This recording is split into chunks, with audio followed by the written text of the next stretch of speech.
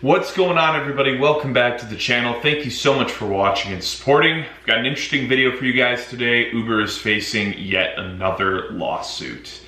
Before we jump into this, we wanted to give a quick shout out to our sponsor, Solo. Solo is the best app out there for rideshare drivers, hands down. I've used just about all of them. This makes you the most money easily, and it has what we've all been waiting for a very long time, guaranteed earnings every single day.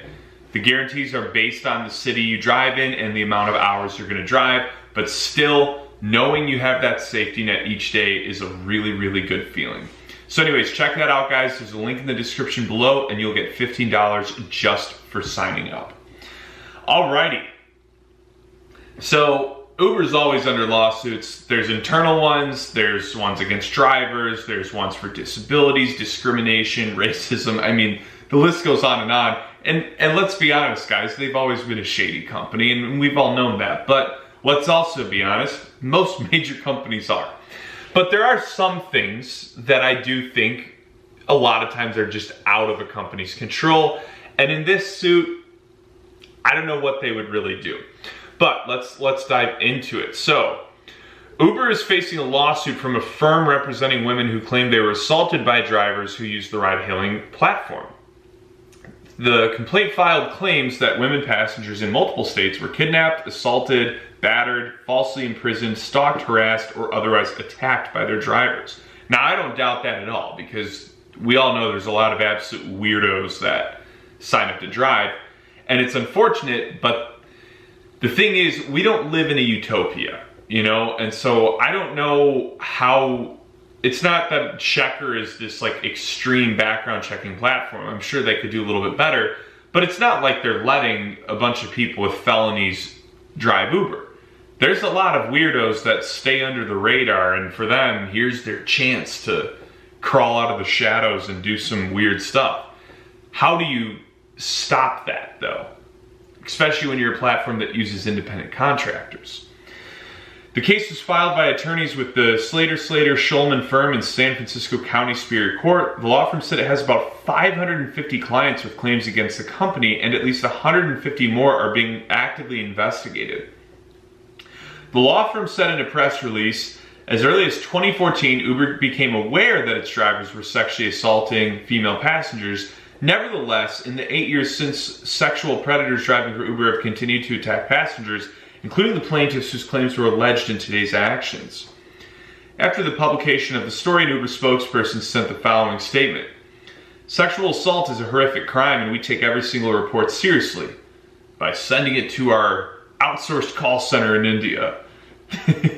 There's nothing more important than safety, which is why Uber has built new safety features, established survivor-centric policies, and been more transparent about serious incidents. While we can't comment on pending litigation, we will continue to keep safety at the heart of our work.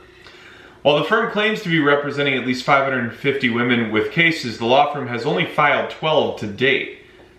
They have not been able to provide any critical incident details for us to identify a connection to the Uber platform. A spokesperson representing Slater Shulman responded and said it has filed 24 claims to date, and reiterating that the firm represents 550 clients with sexual assault claims against Uber, and that at least 150 more are being actively investigated. The cases have been and will continue to be filed in multi-party complaints, which means they are not filed all at once as they would in a class action. The firm provided copies of 24 complaints filed and said that the remainder will be filed in the coming months.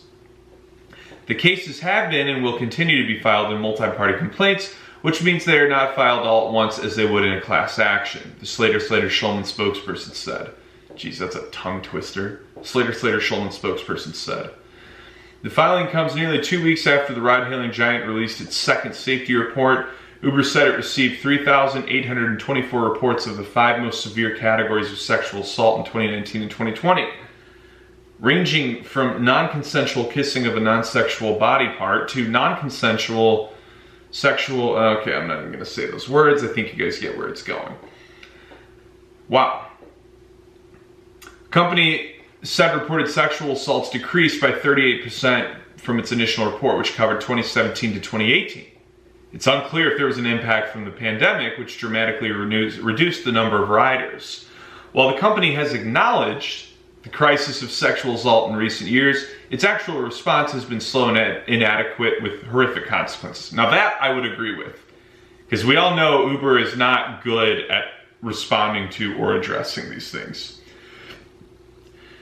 Uber has introduced a number of safety options in recent years, such as screening drivers when they sign up on the platform, and once a year after that. I mean, they've always done that, haven't they? Still, the company has maintained in lawsuits that it can't be held responsible for its drivers whom it considers independent contractors rather than employees. And that's always their trump card.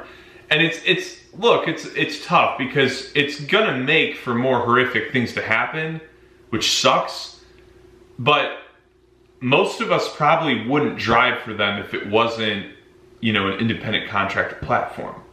There's those nerd weirdos that go and have strikes in California wanting to be employees. Why they would want to be an employee, I can't for the life of me understand. You really think Uber's gonna give you good health insurance? No, you're gonna get one tooth covered, that's it. So, slightly off topic there, but the point being, we want to be independent contractors so that we have the flexibility to pursue our dreams, to work on the side. And so the only way you can get more extreme, the only thing I can think of is if every driver gets a vehicle from the company that has cameras installed in it already, or they give cameras to every driver. But now that's tough on them because you're gonna give a nice camera system to the guy who gives one ride a month. And that's probably what the creepos do. They go out like once a month just to be on the prowl.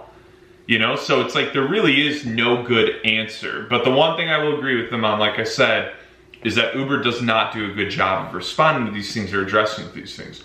Oh, we've issued a number of safety features like background checks through the crappy company Checker. And then once a year we run another one. Oh, now I feel safe. It's like, I feel like you could get away with having something on your record with Checker. That never seemed solid to me. Just my opinion. So, anyways, I don't know what's gonna happen with this. The reality is there's gonna be more and more and more that come out. But anyways, don't be a weirdo, don't be a creep. That's the summary of this video.